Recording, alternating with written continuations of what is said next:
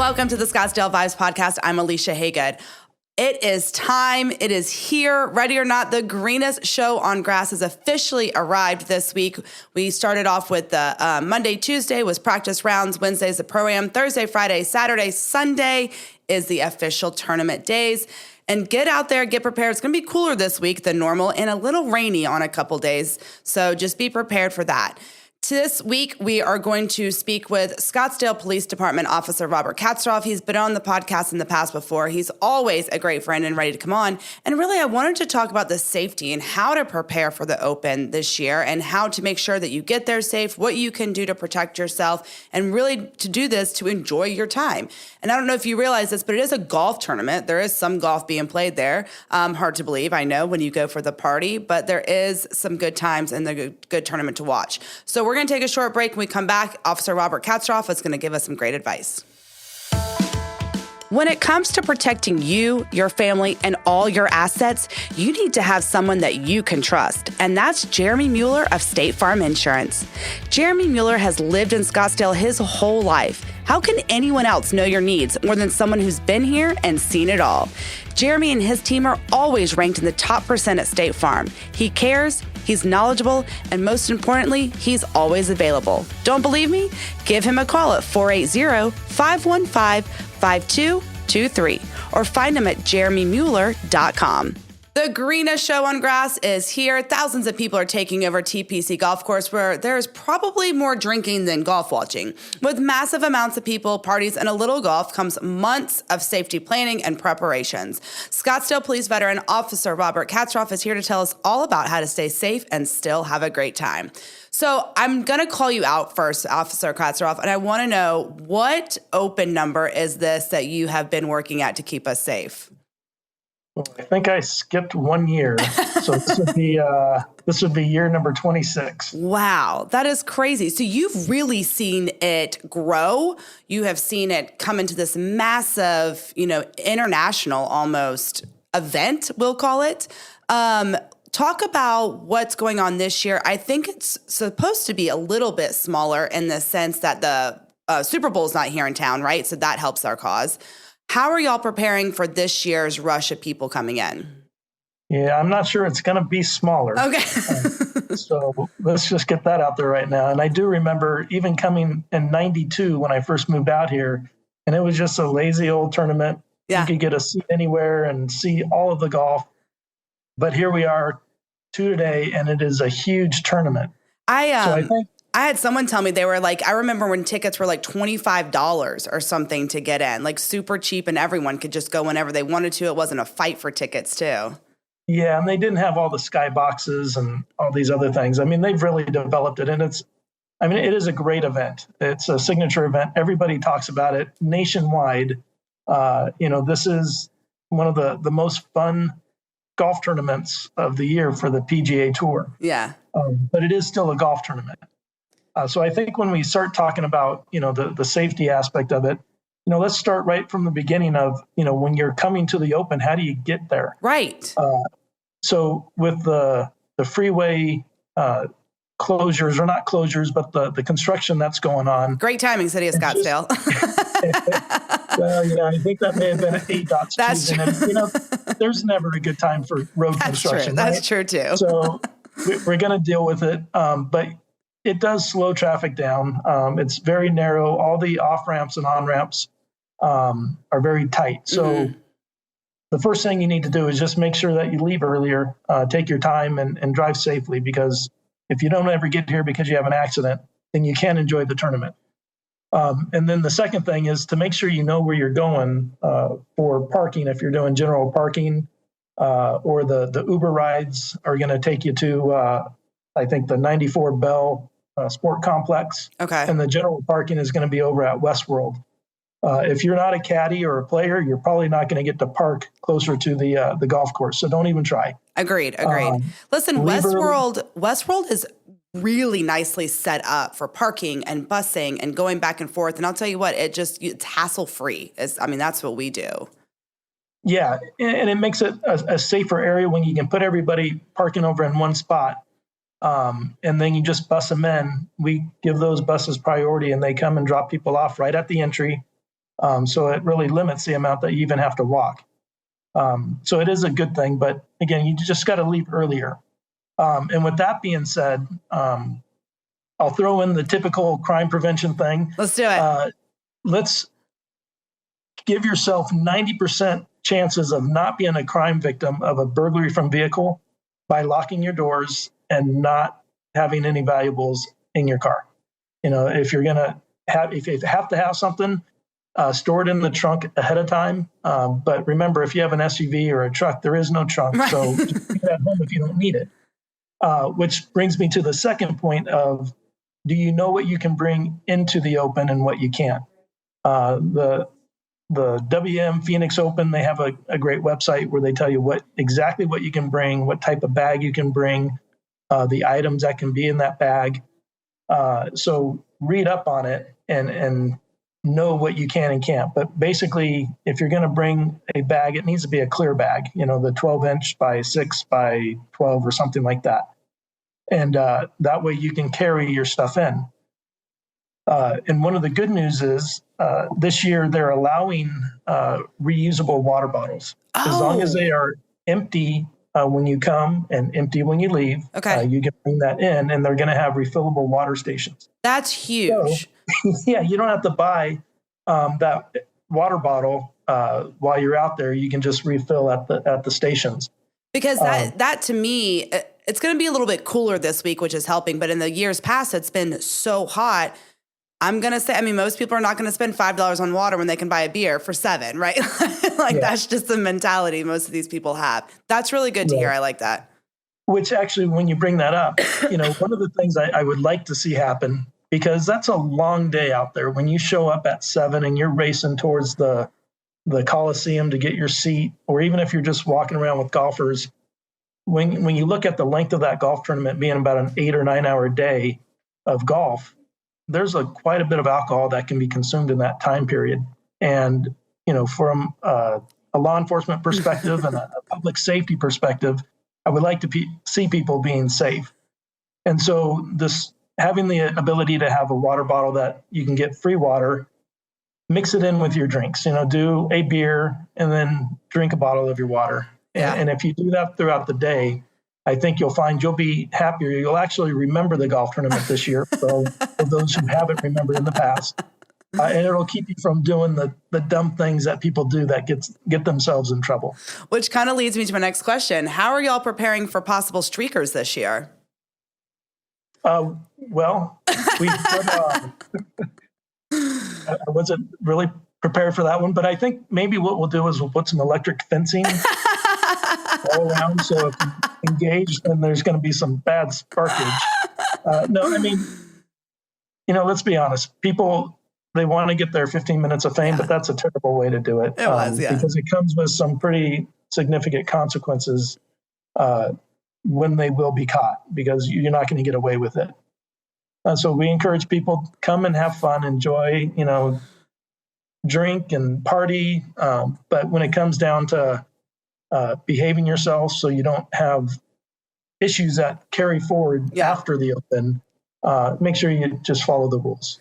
You all, obviously Scottsdale Police is heavily involved in everything you do, but it is not a one-man band kind of thing. Y'all bring in support from all over the state. Talk about some of the other departments that you bring in to kind of make sure that we are safe and we can enjoy the day or the whole week, really.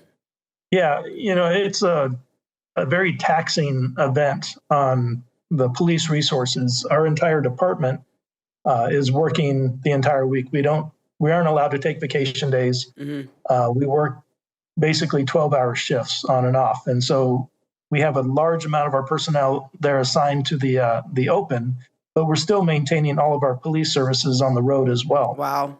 So knowing that, we'll have over probably 150 officers around the open itself. So we do lean on other departments. Department of Public Safety, DPS, they'll be there. We usually get a bike crew from Chandler and Tempe and Gilbert. Sometimes they'll send a small contingent of officers just to help supplement ours. But that, then you go on from there. We have all the Pro-Am security that is working the event to help keep everybody safe. And there's a number of volunteers as well that you'll see more inside the golf tournament, helping people get to where they need to go safely. So it's a very intensive manpower and woman power event, but we get people through. And when you look at the numbers that have come in the past, it's really an amazing thing that gets done. When you look at last year, when I believe they had 430,000 people on Saturday, and everybody got through, and there's relatively few emergencies that we have to deal with. And most of those are medical because people get dehydrated or they trip and fall because they don't wear very good shoes. You're hiking for 7-8 miles. Yes, but you have to look good doing it, Officer Katzeroff. Well, how many people do that in heels? Like when you go, I work the Rock and Roll Marathon every year. I never see a runner in heels or dress shoes or anything else like that. They wear running shoes. So listen, it's so true. And this week's going to be slippery too. So that's adding another layer of, an issue.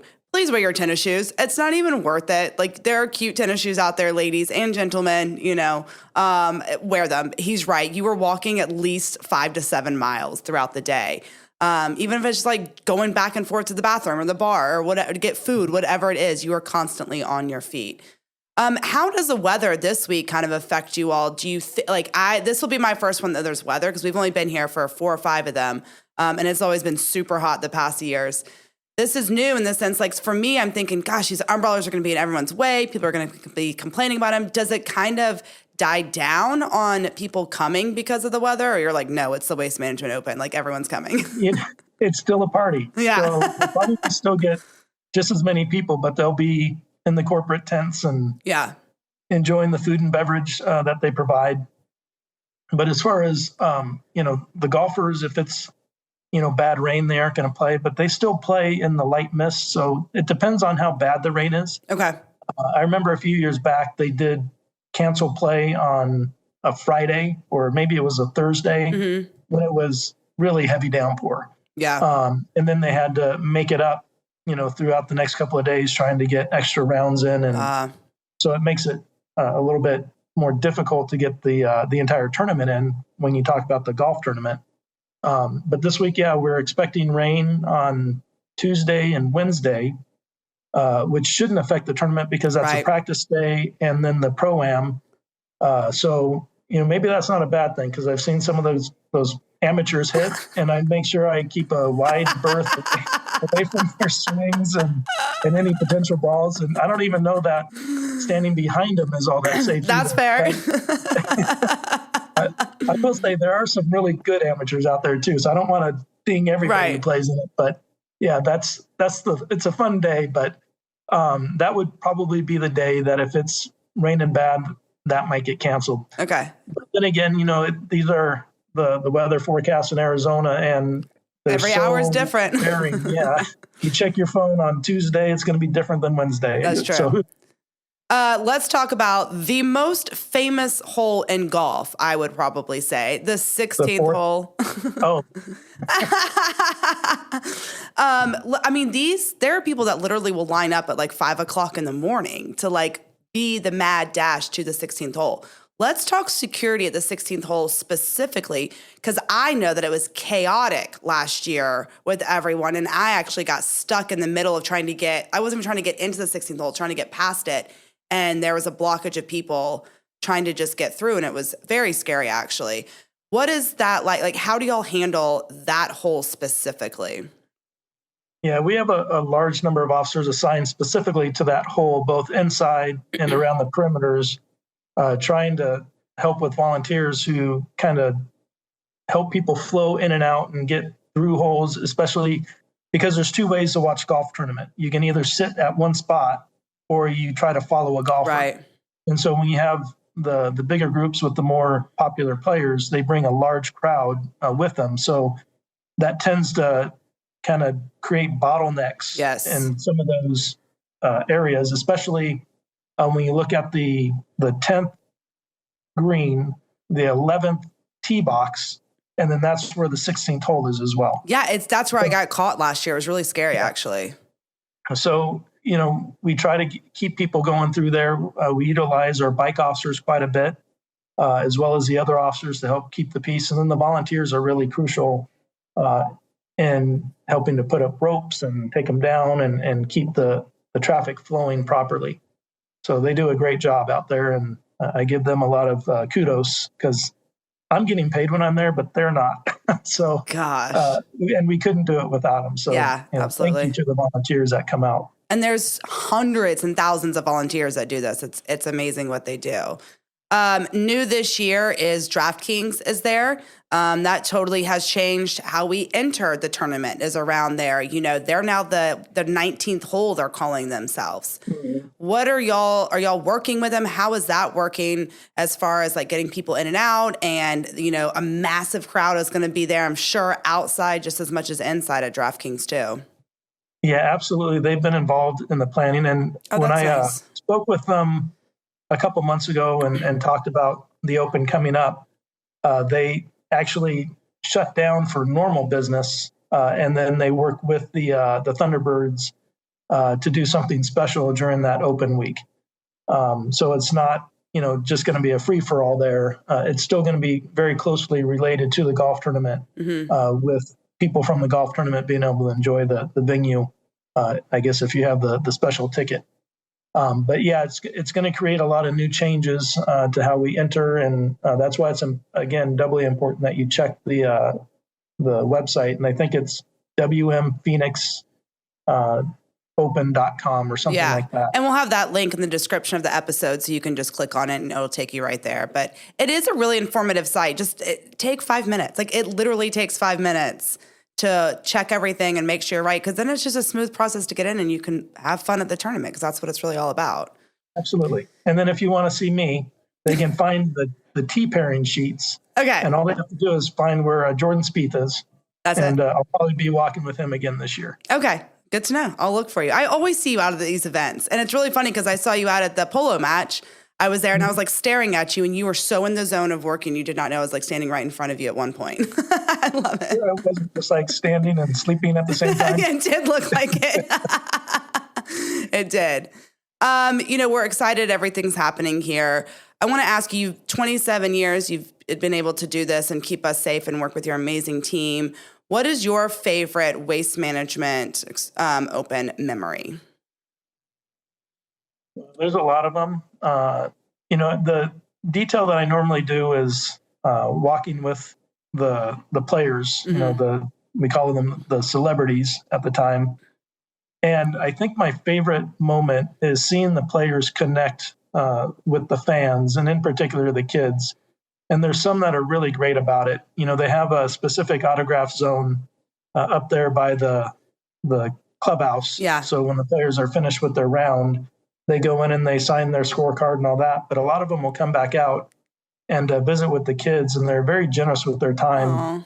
Unless they have a horrible round, then maybe it's cut short. But for the most part, it's so neat to see kids who are true fans, and they have their Puma hats on, and Ricky Fowler comes up and he signs all their stuff and chats with them for a little bit, and to see their days get brightened.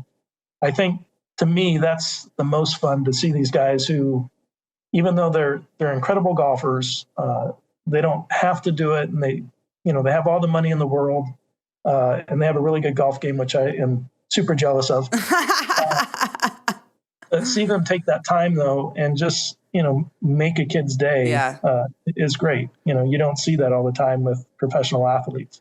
You don't. And, I'm glad you pointed that out. My one of my good friends here, her son is 6.5, and he went last year, and he's still at 5.5 years old last year, has memories of the players coming up and signing his hat. And he was just like, Mommy, look, Jordan Spieth was one of them, signed him, and it was during the practice rounds. And he's like, you can stand, come up here and watch me. And they talked, and she's taken him back this year. And she said the same thing. She's like, the players love and what they do for the kids. They love the kids, and they love being out there. And it really is a very family-friendly Monday, Tuesday during those practice rounds, especially. Because during the practice rounds, it's not like the tournament. During the tournament, Thursday through Sunday, autographs are only in that autograph zone. But that Monday and Tuesday when they're practicing, and that Wednesday when they do the Pro-Am, it's much more relaxed. Yeah. And the guys are out having fun, and they interact with the crowd a lot more. Now, during the tournament, it's they're work. Working. That's their job. And I can only imagine, if people were treated in their jobs the way they get treated with the noise and the distractions and the yelling, how they would do as they're, trying to litigate a case or, do dental surgery on somebody, and they get all these people screaming at them. So, they're incredible athletes, and they do something that the normal person can't. So it'd be great during the tournament that you just enjoy the golf. I know it's a big party, have fun, but remember to be quiet and respectful of the game and the players and each other, and watch this incredible golf game that you get to see, because you don't see it every day. You don't see it certainly when you go out with your Thursday or Friday group. Yeah. You guys are hacking the ball all over the place. These guys truly have an incredible talent that's very rare. So if you want to get to see the players in a more relaxed atmosphere, come out earlier in the week. That Tuesday or Wednesday when they're practicing or playing in that pro-am.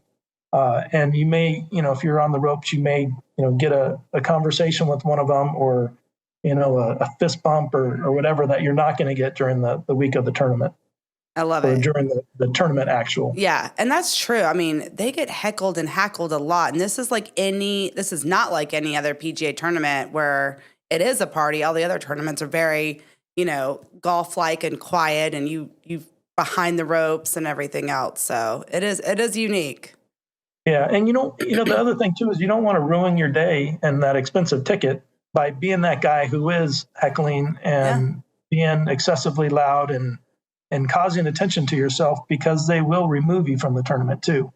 And oftentimes it's for the week. So if you have that week-long pass, you may not be coming back, and you spent thousands of dollars on that ticket. Ooh, so think about that. It's imperative to be mindful of what you're doing, and be respectful of everybody, and, follow the rules and etiquette of golf.